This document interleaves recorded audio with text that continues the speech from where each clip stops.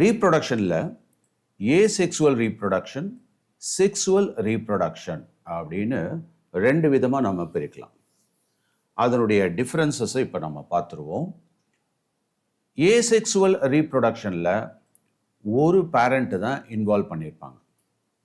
Whereas sexual ரீப்ரொடக்ஷனில் 2 parent, அதாவது மேல் and female 2 பேர் தேவைப்படும்.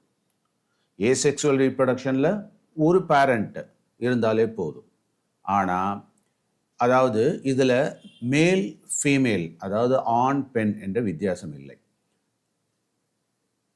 ஆனால் செக்சுவல் ரீப்ரொடக்ஷனில் மேல் பேரண்ட், ஃபீமேல் பேரண்ட் அப்படின்னு 2 பேரண்ட்டு அங்கே தேவைப்படுது.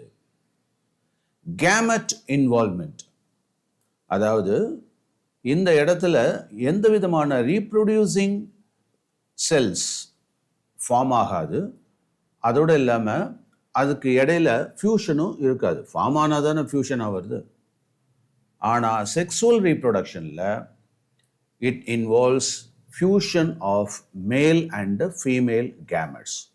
மேல் கேமெட்ஸ் இருக்கும், ஃபீமேல் கேமெட்ஸ் இருக்கும். இந்த 2ம் இணையும், ஃபியூஷன் ஆகும். இதுதான் செக்ஸுவல் ரீப்ரொடக்ஷன்.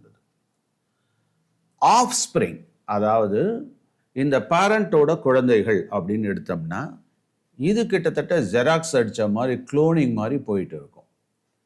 ஜெனட்டிக்கலி ஐடென்டிக்கலாக இருக்கும், பேரண்ட்டுக்கு அப்படியே எக்ஸாக்ட் பிரிண்ட் மாதிரி இருக்கும். ஆனால் செக்ஸுவல் ரீப்ரொடக்ஷனில் ஜெனட்டிக்கலி டிஃப்ரெண்ட் ஃப்ரம் பேரண்ட்ஸ், குழந்தைகள்லாம் கொஞ்சம் டிஃப்ரெண்ட்டாக இருப்பாங்க. அதாவது பேரண்ட்டோட சாயலை ஒத்து போகணும் எக்ஸாக்டாக அப்படிங்கிறது கிடையாது. இப்போ நீங்களே பார்த்துருக்கலாம், சில ரிலேஷன்ஸில் அத்தை மாதிரி இருக்கா, மாமா மாதிரி இருக்கா, தாத்தா மாதிரி இருக்கா, அப்படியெல்லாம் சொல்லிட்டு இருப்பாங்க குழந்தைகளை, புதுசாக பிறந்த குழந்தைகளை. ஜெனட்டிக் வேரியேஷன் அப்படின்னா இதில் எந்த விதமான வேரியேஷனும் இருக்காது. அதாவது ஜெனட்டிக் வேரியேஷனும் இருக்காது. அப்போனா என்ன அர்த்தம்? அதாவது இந்த கால சூழ்நிலைக்கு தகுந்த மாதிரி மாற்றிக்கிற தன்மை இதுக்கு கிடையாது. அப்போது அது ஸ்ட்ரகிள் பண்ணும். ஏன்னா பேரண்ட் அப்படியே அப்படியே இருக்கிறதுனால அந்த சூழ்நிலைக்கு தகுந்த மாதிரி மாறுறது, எவல்யூஷன், இதெல்லாம் இதில் அதிகமாக எதிர்பார்க்க முடியாது. இதில் ஏசெக்சுவல் ரீப்ரொடக்ஷன், அதை தான் நம்ம ஜெனட்டிக் வேரியேஷன். ஜெனட்டிக்னாக்கா பாரம்பரியமாக, ஜீன் சம்பந்தமாக. அடுத்தது வேரியேஷன்னாக்கா சேஞ்சஸ், சூழ்நிலைக்கு தகுந்த மாதிரி மாறுறது, அப்படியே கான்ஸ்டண்ட்டாக இல்லாமல் மாறிக்கிட்டே இருக்கிறது. இடத்துக்கு தகுந்த மாதிரி, சூழ்நிலைக்கு தகுந்த மாதிரி, தட்பவெட்ப சூழ்நிலைன்னு சொல்கிறோம்ல, அதுக்கு தகுந்த மாதிரி மாறுற தன்மை ஏசெக்சுவல் ரீப்ரொடக்ஷனில் ரொம்ப கம்மி. ஆனால் செக்ஸுவல் ரீப்ரொடக்ஷனில் ஹைலி ஜெனட்டிக் வேரியேஷன் இருக்குது. அதனால் இந்த அடாப்டபிலிட்டி, அதாவது சூழ்நிலைக்கு தகுந்த மாதிரி மாறுறது, அதுக்கப்புறம் பரிணாமம்னு சொல்கிறோம் இல்லையா, எவல்யூஷன், அதில் டெவலப் ஆகிறது, அதெல்லாம் செக்ஸுவல் ரீப்ரொடக்ஷனில் ஜாஸ்தி. ஸ்பீட் ஆஃப் ரீப்ரொடக்ஷன் அப்படிங்கிறப்போ ஏசெக்சுவல் ரீப்ரொடக்ஷன் யூஸ்வலாக ஃபாஸ்டராக இருக்கும், ரொம்ப ஃபாஸ்ட்டாக இருக்கும். ஏன்னா தனக்கு தகுந்த ஒரு மேட், அதாவது ஆண் துணையோ அல்லது பெண் துணையோ இந்த ஏசெக்சுவல் ரீப்ரொடக்ஷனுக்கு தேவை கிடையாது. ஏன்னா ஒரு சிங்கிள் பேரண்ட் இருந்தாலே போதுமானது. ஆனால் அதோடு இல்லாமல் இந்த கேமெட் ஃபியூஷன் அப்படின்ற சான்ஸும் கிடையாது இல்லையா. அதனால் ரொம்ப குயிக்காக ரீப்ரொடக்ஷன் ஆகிட்டு இருக்கும். அதனால தான் இந்த பாக்டீரியல் க்ரோத் எல்லாம் கடகடன்னு அப்படியே வளர்ந்துட்டு இருக்கும். அந்த காலத்தில் பார்த்தீங்கன்னா இந்த ராட்சசன் அவன் ரத்தத்துலேருந்து அப்படியே சிந்தி அதுலேருந்து ஒரு 1000 ராட்சசம் உருவாகிறது. இதெல்லாம் பார்த்தீங்கன்னா ஒரு ஏசெக்சுவல் ரீப்ரொடக்ஷன்னு சொல்லலாம். அதெல்லாம் அதாவது கதை ரூபத்தில் நம்ம ஊரில் சொல்லி வச்சுருக்காங்க ஏசெக்சுவல் ரீப்ரொடக்ஷன் பற்றியும்.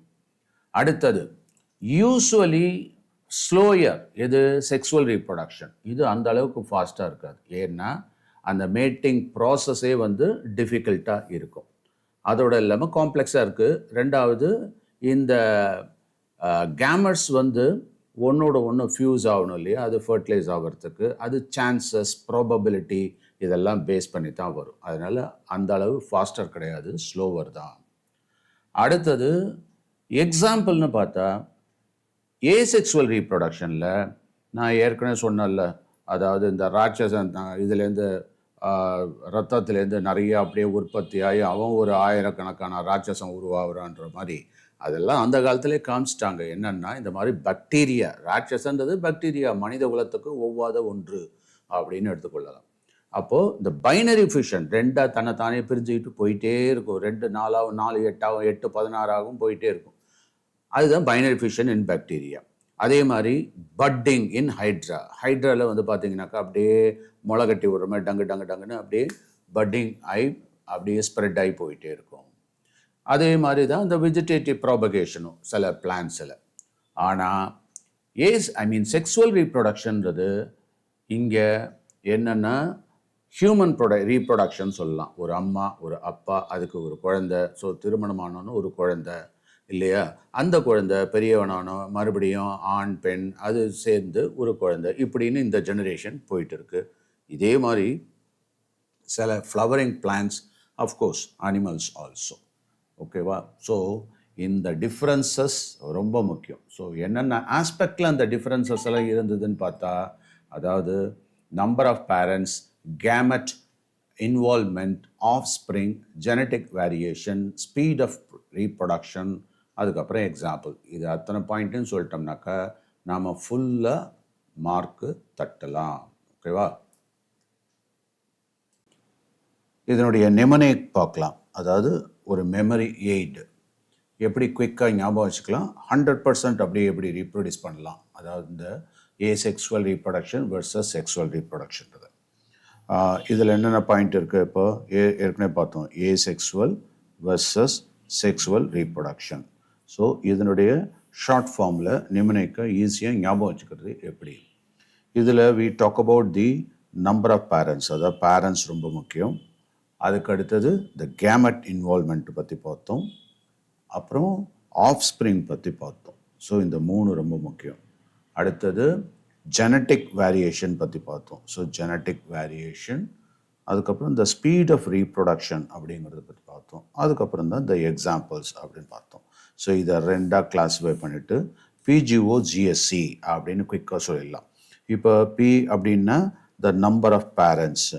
ஸோ ஏசெக்சுவலுக்கும் செக்ஸுவலுக்கும் நம்பர் ஆஃப் பேரண்ட்ஸு டிஃப்ரென்ஸ் இருக்குது. இதில் சிங்கிள் பேரண்ட்டு, அதில் 2 பேரண்ட்ஸ். அதுக்கப்புறம் G, அதாவது த கேமெட் இன்வால்வ்மெண்ட் அப்படிங்கிறத பற்றி பார்த்தோம். அடுத்தது ஆஃப் ஸ்ப்ரிங் பற்றி பார்த்தோம் இல்லையா, இந்த டிஃப்ரென்ஸ். ஸோ என்னென்னன்றதை ஞாபகம் வச்சிட்டோம்னா ஈஸி. அதுக்கு அடுத்தது G அப்படிங்கிறது genetic variation. Okay, genetic variation அப்படிங்கிறத பற்றி பார்த்தோம். நெக்ஸ்ட்டு எஸ் அப்படின்றது the speed of reproduction, asexual versus sexual. அதுக்கப்புறம் எக்ஸாம்பிள்ஸ் அப்படிங்கிறத பார்த்தோம் இல்லையா. ஸோ இப்போ 1 2 3 4 5 6.